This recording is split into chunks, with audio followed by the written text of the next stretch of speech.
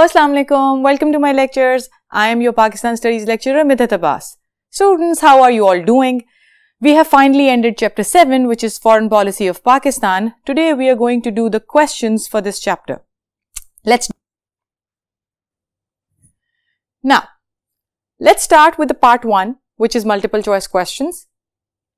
And what I want you all to do it, because since we have discussed foreign policy of Pakistan in so many lectures and we have discussed everything in detail, अब हम ऐसा करते हैं कि जैसे जैसे हम आगे बढ़ते हैं वैसे वैसे आप पहले क्वेश्चन का आंसर खुद गेस करके अपने पास लिखें and then I will give you the answer for that. Okay? चलें, let's start. The first question in part 1 is the diplomatic relations established between Pakistan and Afghanistan. Pakistan और अफगानिस्तान के रिलेशंस पे पूरा एक चैप्टर हमने डिस्कस किया हुआ है. Keep that in mind और pause the video, go back to that lecture and just give it a review. Review देने के बाद मुझे बताइए कि पाकिस्तान और अफगानिस्तान के जो डिप्लोमेटिक रिलेशन है वो किस साल में एस्टैब्लिश हुए थे. It was, well done, yes, it was in 1948. 1948 में तो हुआ था. क्या आपको मंथ याद है? Brilliant, bravo, you people do study. It was February 1948. Now, let's move ahead. Which country sent its forces to Afghanistan? किस country ने अफगानिस्तान में अपनी forces भेजी थी? Let's just, think about it. Afghanistan 1979. Does that ring a bell? कुछ आपके दिमाग में आता है? Yes. 1979 forces were sent to Afghanistan. कौन से मुल्क की थी? We have 4 options. America, Britain, Russia and France. Well done. It is Russia. Russian invasion, the famous Russian invasion, we have discussed it in detail, जिसको resolve Pakistan और America के joint efforts ने किया था. Let's move on. The biggest organ of the United Nations is, okay, United Nation Organization. It was a huge discussion. अभी की है last lecture में. उसके कितने organs थे? 6. और United Nation Organization क्या organization है? जल्दी से बताइए. Excellent. United Nation Organization is an international organization which works for world peace, establishment of friendly relations and enhancing cooperation amongst the member countries. ये ना सिर्फ अमन कायम रखने के लिए all over the world काम करती है, बल्कि जो इसके member countries हैं उनकी आपस में friendly relations की establishment की बात करती है कि वो आपस में मिलजुल के रहें and also कि वो एक दूसरे के साथ different fields में cooperate करें, एक दूसरे की मदद करें. और कितने member states थे इसके जब ये बनी थी? Well done, 50. You people are studying. तो अब मुझे बताइए कि इसमें से General Assembly, International Court of Justice, Security Council, Economic and Social Council, United Nation Organization की जो बॉडी थी उसमें 6 organs थे. 4 आपके सामने हैं, 2 more, Trusteeship Council and Secretariat. अब सबसे बड़ी कौन सी थी? Yes, brilliant.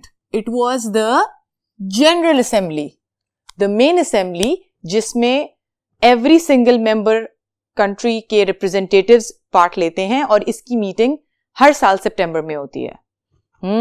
We are recalling. Next question. The People's Republic of China was formed in, there are 4 options, 1947, 1949, 1951, 1953. People's Republic of China कब बना था? Yes, it was 1949. और चाइना के साथ relationships भी तभी आगे हमारे establish होके तो good terms पे it have been since then till now. अच्छे relations रहे हैं पाकिस्तान के with China throughout these years.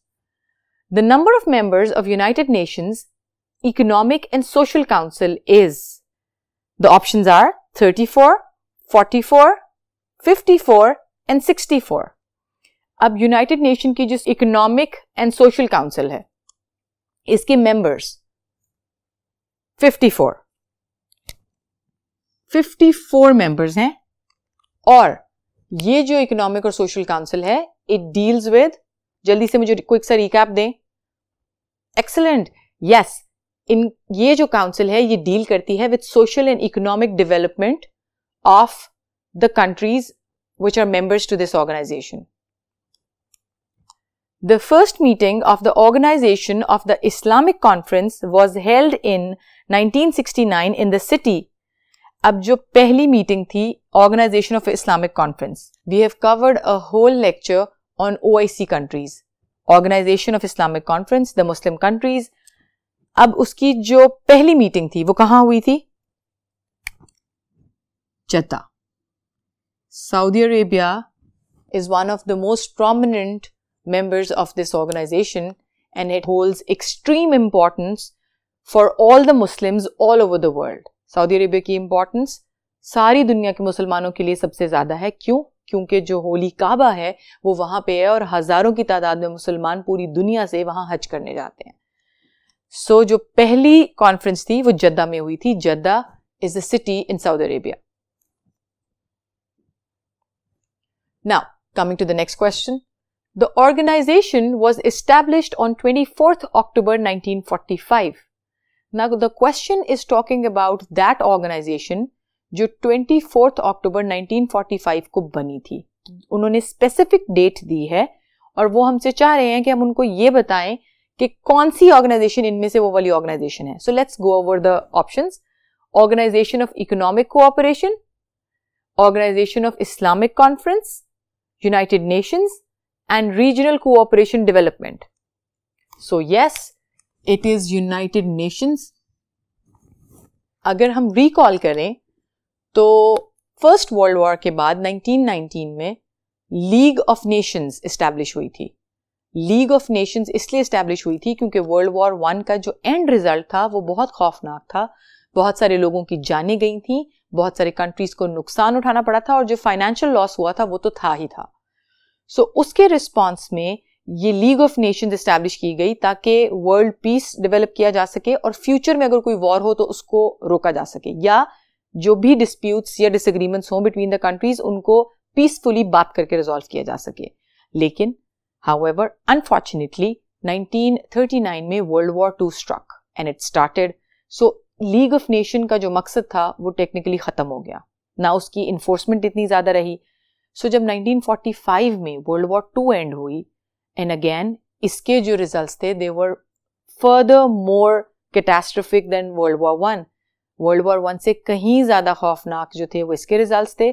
So then hence इन 1945 24 अक्टूबर को यूनाइटेड नेशंस जो है सैन फ्रांसिस्को में इसका डिसीजन लिया गया था सैन फ्रांसिस्को में और इसको इस्टेब्लिश किया गया 24 अक्टूबर 1945 को with headquarters in New York.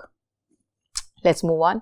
The Simla Pact was held between Pakistan and India in, हमने वो year identify करना है जिसमें Simla Pact साइन किया गया था पाकिस्तान और इंडिया के दरमियान. No.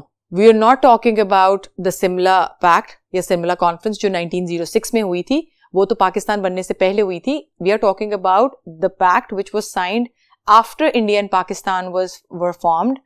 So this is the pact which was signed between the government of India and Pakistan when Zulfikar Ali Bhutto was the Prime Minister of Pakistan. So it was signed in 1972. 1972 में ये pact sign हुआ था. The relations between Pakistan and European Union was established in, there are 4 options, 1966, 76, 86 and 1997. Pakistan and European Union का relations, you can refer back to the lecture in which it has been discussed. और European Union क्या है? Just a quick recall. European Union is an organization, the one which politically handles the situations, and there are 27 Western countries which are in Europe which are members of this European Union. So it is a huge organization. और इसके साथ पाकिस्तान के जो relationships हैं वो 1976 में establish हुए थे. Now let's move on. We are on question number 10, which says, in which country was the second Islamic Heads Conference held in 1974? 1974 में जो Islamic Heads Conference थी, उसकी जो second meeting थी, वो किस मुल्क में हुई थी? 4 options, Pakistan, Morocco, Saudi Arabia, Iran. If you refer to your textbook, जहाँ discuss हुए हैं पाकिस्तान और सऊदी अरेबिया के रिलेशंस, वहाँ पे दे हैव मेंशन्ड कि जो शाह of Saudi Arabia है, it helped set up the meeting in 1974 of Second Islamic Heads Conference in Pakistan. So yes, it was in Pakistan. That's your answer. 11th question. The incident of terrorist attack on World Trade Center, New York, 9/11, September, 9 September, USA, United States of America, took place in. जो terrorist attack 9/11, 9 September को हुआ था New York पे, वो कौन से year में हुआ था? 2001, 2003, 2005, 2007. It was 2001. The Twin Tower incident, the unfortunate one. Remember, 2 jets जो थे उन्होंने आके ट्विन टावर को हिट किया था at a tenure जिसमें 2 मिनट का गैप था और 2 घंटे बाद दोनों ट्विन टावर गिर गए थे. More than 2,500 people, approximately 2,600 people, they died and several were injured in the incident. So yes, it marks a dark incident in the history. So it took place in 2001. Now let's move on to the second question of the first part, which says give short answers. So now the questions we're going to discuss, you're just going to give short answers for them, which means a 3-liner, a 2-liner or a 4-liner answer. What is meant by Durand line? This is the first one. कि Durand line का क्या मतलब है? Recall करते हैं. Durand line, कौन से 2 मुल्क इन्वॉल्व होते हैं? We talk about Afghanistan. Afghanistan का जो बॉर्डर इशू था, जो रहा है प्री पार्टीशन इंडिया के साथ, जब ब्रिटिश गवर्नमेंट ऑफ अफगानिस्तान के इश्यूज चल रहे थे, तो 1893 में जो वाइसरॉय था उसका his name was Durand. So after his name this line was named. और ये line basically international border Afghanistan का जो है वो डिफाइन करती है. So the viceroy at that time who was ruling the pre partition Indian subcontinent, उसने ये लाइन सजेस्ट की थी as an international border between the Indian subcontinent at that time and Afghanistan.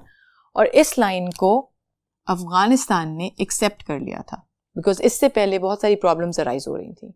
So yes, if you explain all this in 3 to 4 lines, that's a sufficient answer.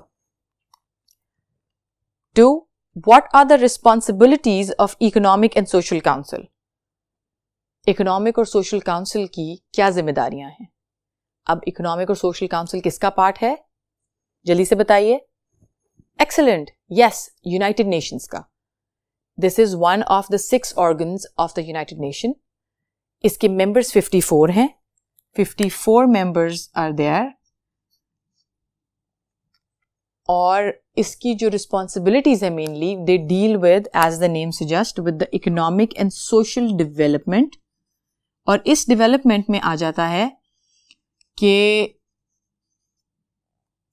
they have to establish and collaborate in the fields of education, scientific technology, culture, plus they have to talk about the social and economic development. They have to keep in mind the eradication of unemployment, poverty and diseases. So ये 3 sectors cater कर लेता है, जिसमें health care भी आ जाती है, education भी आ जाती है, अनएम्प्लॉयमेंट भी आ जाती है, and poverty is also included. So yes, ये बेसिक रिस्पॉन्सिबिलिटीज हैं of the social and economic council of United Nations. और ये सिर्फ एक कंट्री के लिए नहीं, सारे मेंबर जो कंट्रीज हैं इसके, उनके साथ डील करता है. And it wants all these members to collaborate on the social and economic development of each other, ताकि जितने मेंबर कंट्रीज हैं वो एक दूसरे की तरक्की में और प्रोग्रेस में एक दूसरे की मदद कर सकें. सो जो the rest of the questions हैं, we going to discuss them in the next lecture. तब तक के लिए अल्लाह हाफिज.